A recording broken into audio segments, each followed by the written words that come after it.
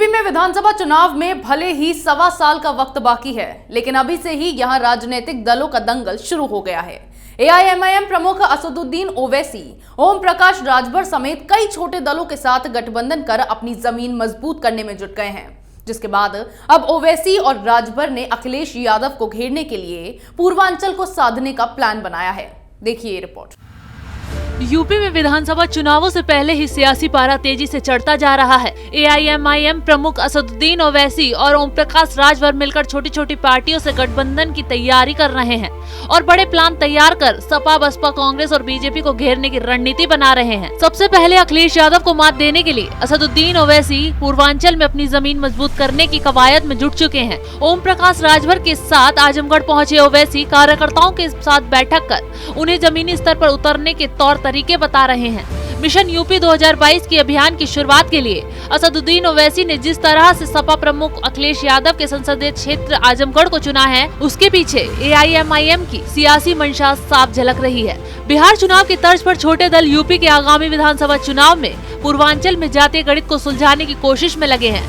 यही वजह है कि ओम प्रकाश राजभर की अगुवाई में भागीदारी संकल्प मोर्चा में कई दलों के जुड़ने के बाद अब ओवैसी पूर्वांचल की सियासी तपिश नापने वाराणसी के जौनपुर, दीदारगंज, माहुल, आजमगढ़ होकर फूलपुर में पार्टी कार्यकर्ताओं के साथ संवाद कर रहे हैं। वहीं एनडीए से अलग हुए ओम प्रकाश राजभर जातिवाद राजनीति करने के लिए मैदान में उतर चुके हैं। बता दें कि राजभर 2012 के विधानसभा चुनाव में 52 सीटों पर चुनाव लड़े थे, लेकिन एक भी सीट जीतने में कामयाब नहीं हो पाए। उसके बाद उन्होंने 2014 के लोकसभा चुनावों में भी अपनी किस्मत आजमाई। यहाँ भी उनकी पार्टी को हार का सामना ही करना पड़ा, लेकिन उन्होंने चुनाव लड़ना नहीं छोड़ा। इसका एक फायदा उन्हें मिला कि उनकी पार्टी की पहचान राजभर समाज में अच्छी तरह से हो गई। राजभर समाज में उनकी पकड़ को देखते हुए ही बीजेपी ने सोशल इंजीनियरिंग की मुहिम के तहत 2017 के विधानसभा चुनाव में उन्हें अपने से जोड़ा। उन्हें 8 सीटें दी, जिसमें से 4 सीटों पर सुभाषपा विजयी रही।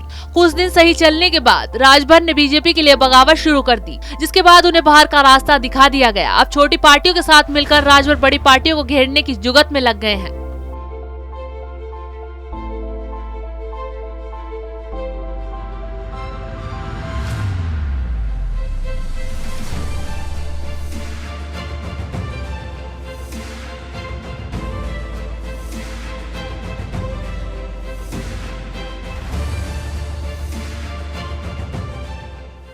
यूपी में ओम प्रकाश राजभर और असदुद्दीन ओवैसी की नजर मुस्लिम और दलित वोट बैंक पर टिकी हुई है, इसीलिए वो अलग अलग जिलों में पहुंचकर लोगों को लुभाने की कोशिशों में जुट गए हैं। तो वहीं ओवैसी और राजभर बिहार की तर्ज पर ही छोटे छोटे दलों के साथ गठबंधन की पूरी कोशिश कर रहे हैं, जिससे उन्हें यूपी के विधानसभा चुनाव में भी फायदा मिल सके।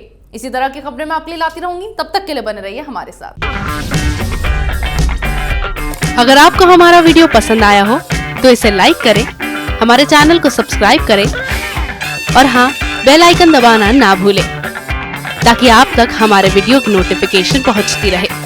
आप अपना सुझाव हमें कमेंट बॉक्स में दे सकते हैं। हमारे साथ जुड़ने के लिए शुक्रिया।